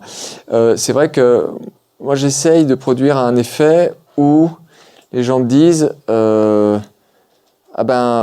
c'était rapide à lire. C'est-à-dire avoir un peu cet effet de tourner les pages. Et ça, c'est parce que vous savez ce qui est avant et ce qui est après. C'est-à-dire, donc c'est ça qui fait que c'est pas tellement la question artificielle par artificielle à ce stade, c'est plutôt est-ce que c'est le ton, le moment qui convient, est-ce qu'il faut, voilà, j'accélère, je ralentis, j'ai mis beaucoup d'intensité sur telle chose avant, faut pas être toujours sur une ligne de crête en intensité, c'est pas possible, pour le lecteur ça sature, c'est désagréable, donc est-ce que c'est une phase, voilà, c'est un peu comme l'eau, je parlais de la rivière, là, chez les Caluli, il y a la chute d'eau, il y a le bassin, après la chute d'eau, et puis après, peut-être il y a un moment où la rivière est large et le courant est doux, et puis elle se resserre, et le courant est rapide. Vous voyez, ce genre de choses. Ouais. Est-ce que, avant de commencer votre premier jet, vous savez ce que vous voulez dire est-ce que vous connaissez l'intention du texte et ce que vous voulez dire à travers le texte? Oui, Alors, est-ce que je sais ce que je veux dire avant de commencer le premier jet? Oui, je sais toujours ce que je vais écrire. Alors, c'est un peu, j'y pense sous la douche, ou j'y pense avant de m'endormir, ou tôt le matin, ou en marchant, ou en courant, ou en faisant... voilà, donc j'y pense un peu tout le temps, et je me retrouve jamais, mais ça c'est aussi... là, c'est vraiment une question de tempérament personnel. Je me retrouve absolument jamais dans la situation où je suis devant mon Word et je sais pas quoi dire. Ça, c'est jamais. Ça m'intéresse pas. Je préfère aller courir, faire du vélo. Et quand je sais quoi dire, je reviens à mon Word. Mais jamais je me mettrai devant mon ordinateur sans savoir quoi dire. Pour moi, c'est épouvantable. C'est horrible. C'est un cauchemar. Ouais. Si vous avez un chapitre, par contre, vous savez qu'il est très important, il est incontournable, et vous n'arrivez pas à l'écrire. Comment vous gérez cette situation-là? Par exemple, sur le premier jet, si vous attendez, vous dites je le referai plus tard, est-ce que ça bloque aussi ça? Alors là, la question, c'est s'il y a un chapitre qui est très important mais qu'on n'arrive pas à l'écrire, comment on fait? En fait, moi, je suis un peu confiant. Je me dis que le chapitre va tomber, mais c'est lui qui me dira quand. C'est-à-dire, si c'est un chapitre très important, à un moment, il va tomber, et peut-être que c'est pas du tout au moment où je m'y attends. C'est-à-dire, je fonctionne beaucoup comme ça pour mes éditos dans Philosophie Magazine, parce qu'on est en bouclage. Là, par exemple, c'est typique. Bon, on est en bouclage, il y avait beaucoup de travail cette semaine, il y avait beaucoup de pression. Bon, et puis j'ai mon édito à faire, et c'est sur la mort. Et en fait, pour aller à un festival de philosophie, j'ai dû me lever très tôt samedi dernier, là, et dans le métro... j'ai tapé sur mon portable l'édito et j'ai envoyé à mes collègues en arrivant au bout de la ligne de métro. Et ils m'ont dit ah ouais, c'est bien. Bon bah voilà. Et en fait j'étais pas bien réveillé. Il était 6h30, j'étais dans le métro, je l'ai tapé sur mon portable. Mais c'est l'édito qui enfin, c'est-à-dire, il fallait le faire, quoi. Donc, à un moment, dans le bouclage, le truc va tomber, faut pas s'inquiéter. C'est-à-dire, ça va venir. Mais c'est sûr que si vous vous mettez, allez, à 16h demain, je vais faire mon édito,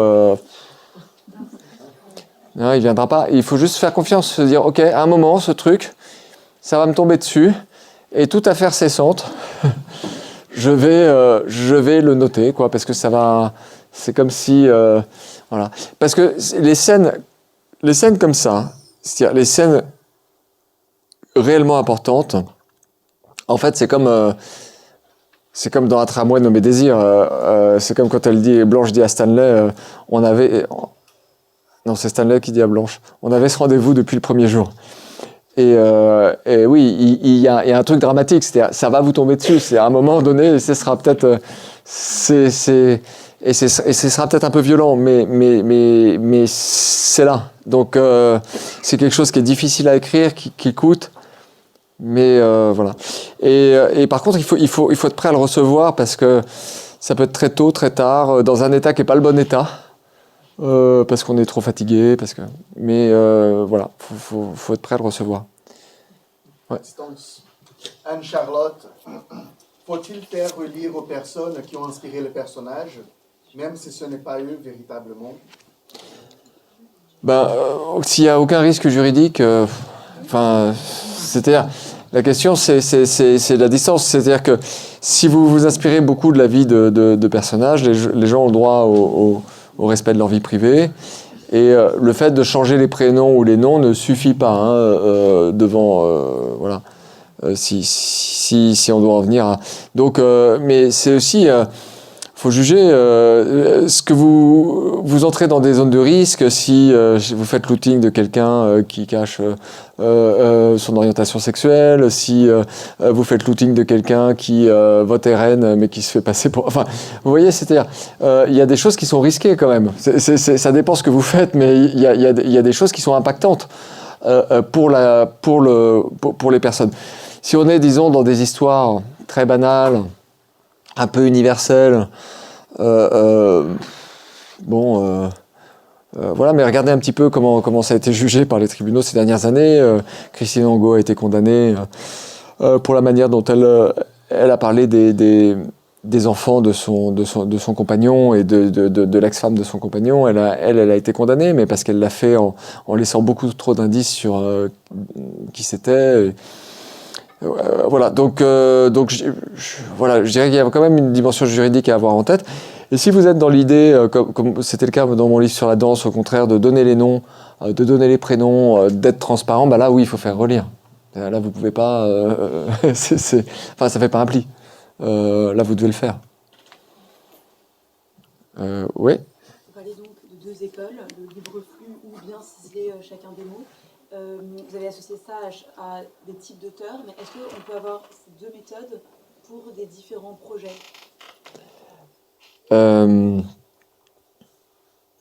C'est-à-dire, une méthode pour un projet, une autre méthode pour un autre projet Oui, alors oui, c'est ce que j'ai dit au début sur Truman Capote. Donc je reprends la question sur Truman Capote et Jack Kerouac, l'écriture en flux libre et l'écriture un peu orfèvrerie. Moi, j'ai l'impression que suivant le type d'auteur que vous êtes, vous allez choisir l'une ou l'autre.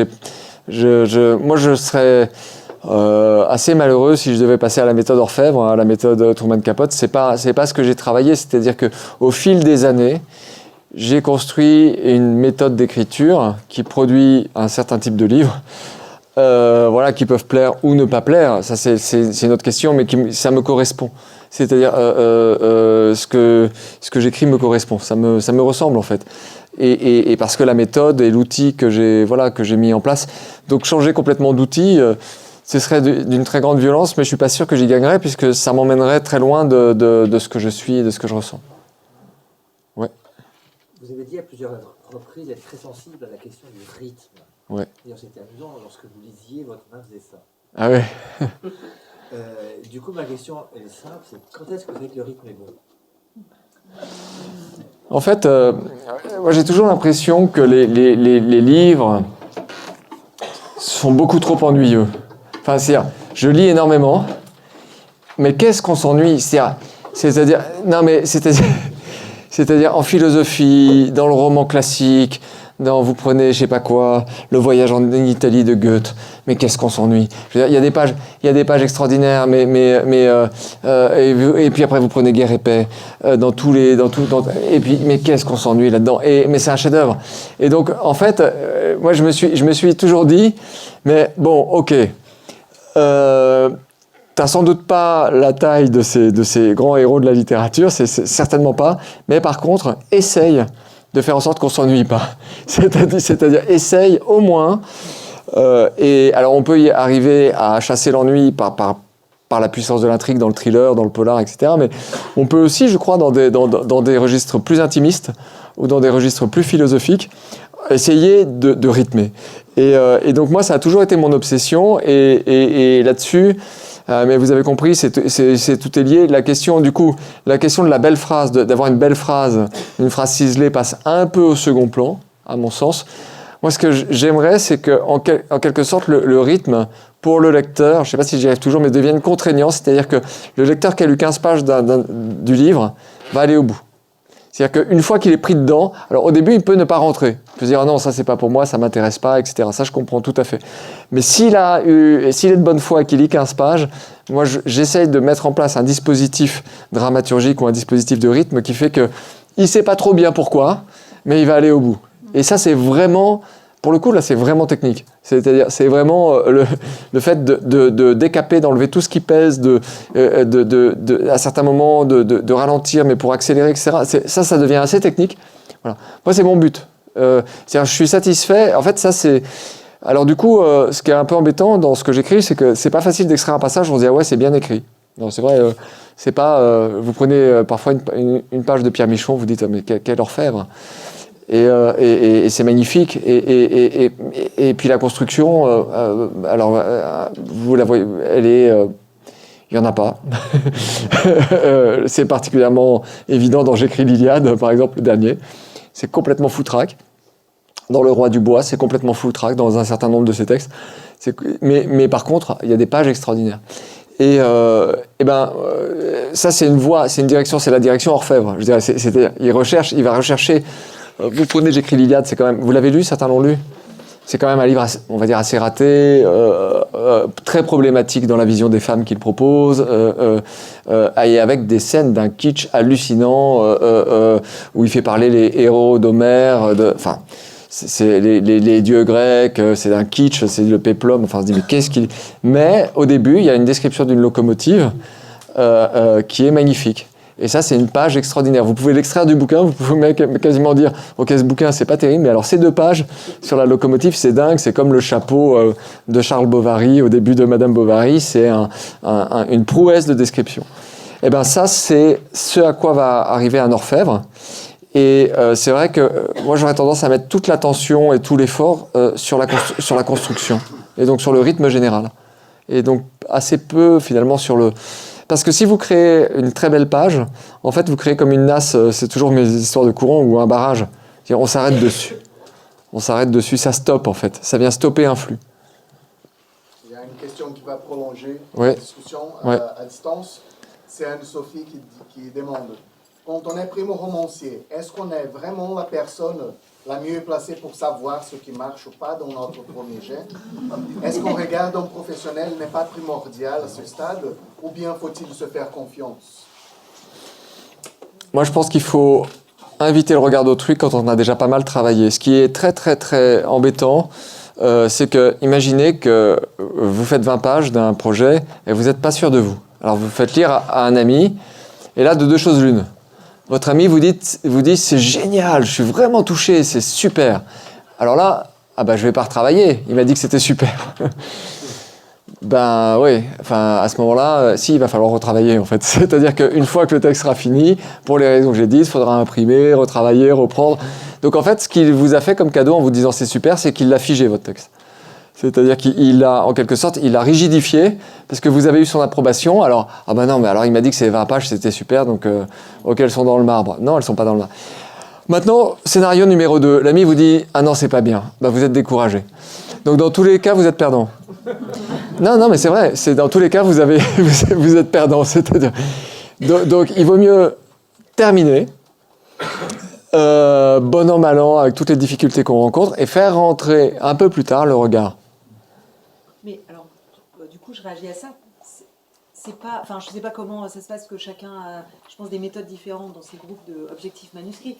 Mais objectifs manuscrits, pour l'instant, c'est bien, enfin, en tout cas, nous, ce qu'on fait dans le groupe, c'est, on avance sur, je sais pas, 20 000 signes, on les fait lire, on a des commentaires qui vont influer quand même sur la suite.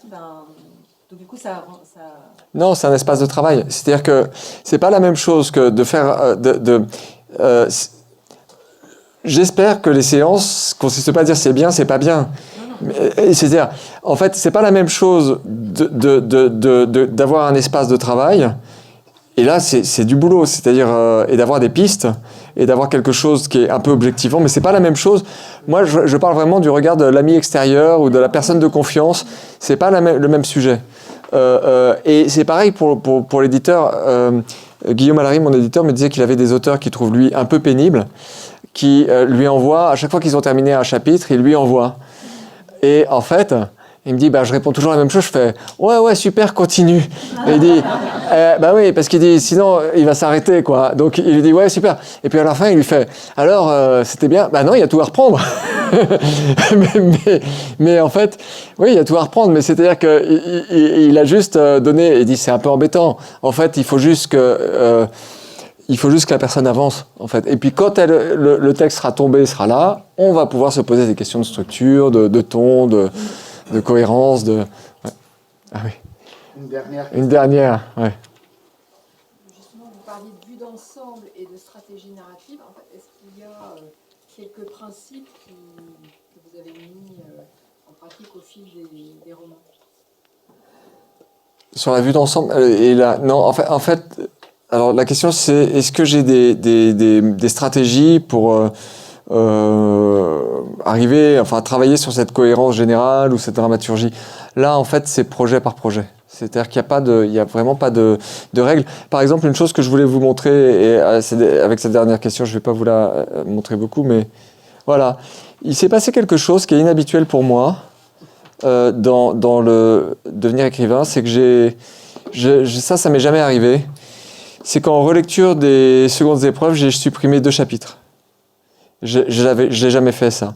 Et ça, c'est un chapitre d'une rencontre d'un type qui boit, on a bu, je vais chez lui, et il veut me violer, et il y a un couteau sur la table. Donc il me dit, je vais te violer, et il y a un couteau sur la table, et c'est cette espèce d'altercation.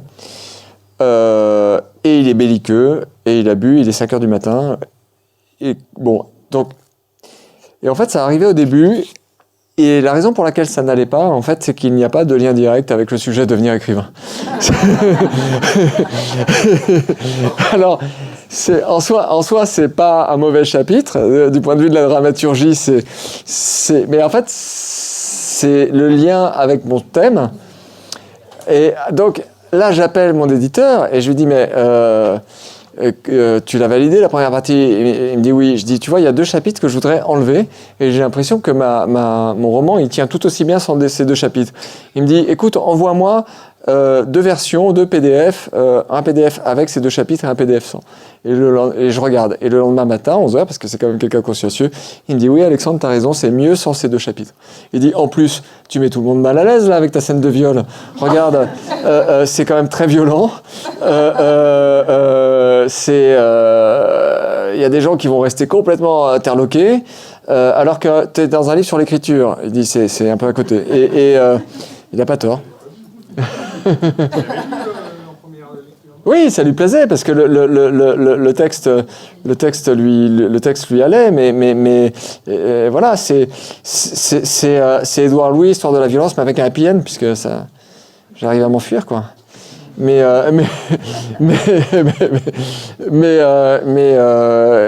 ça n'a rien à faire là, en fait. Et le deuxième chapitre que vous avez Alors ça, c'était quelque chose qui était vraiment plus latéral, ça faisait une page et demie, c'était moi. Mais là, il y avait une vraie question, c'est-à-dire, je présente un ado qui est un peu abandonné tout seul dans Paris, et par exemple, Kervéan, Jean-François Kervéan, mon premier éditeur, est mécontent que je l'ai enlevé, parce qu'il me dit toujours, lui, il me dit, ben non, ce qui est intéressant chez ton personnage, c'est qu'à chaque fois, il va au bord du gouffre, et il manque de tomber dedans, et en fait, hop, il passe son chemin, et donc il dit, c'est quelqu'un pour qui ça pourrait très mal tourner, et en fait, à chaque fois, il s'en sort in extremis. Et il dit, comme ça revient plusieurs fois dans le livre, ça aurait été intéressant de le laisser. Ok, d'accord, mais psychologiquement, c'est peut-être intéressant, mais dans le lien avec l'écriture, il y a quelque chose qui ne fonctionne pas. Voilà, je vous remercie alors. Merci.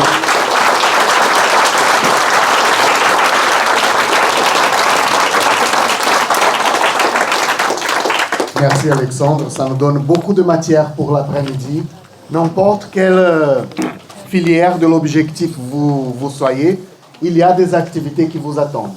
Si vous êtes dans un abonnement ou dans l'objectif écriture, ce sera avec Claudine à l'école, les mots, au 4 rue Dante, ou en lien, dans le lien qui est présent dans le mail d'invitation. Pour les personnes objectifs projet, pièces de théâtre, chansons, documentaires, BD, etc. Vous serez à l'école Les Mots aussi, aux 4 rue Dante, avec Chloé. Sinon, à distance, le lien pour vous connecter, c'est dans le mail d'invitation. Et pour les personnes qui font objectif manuscrit, l'après-midi, vous serez avec Julien. Le lien est dans le mail d'invitation. Et sinon, en présentiel, ici même. Si vous décidez de rester pour l'après-midi, que vous vouliez laisser vos affaires, vous pouvez le faire. Je vais fermer la porte à clé, je l'ouvre dans quelques instants avant. Bon déjeuner à tout le monde. Invitez les personnes qui sont nouvelles, qui est là la première fois, levez la main s'il vous plaît. Voilà, repérez-les et invitez-les, hein, s'il vous plaît. Merci beaucoup. Ça commence à 14h ici. Merci.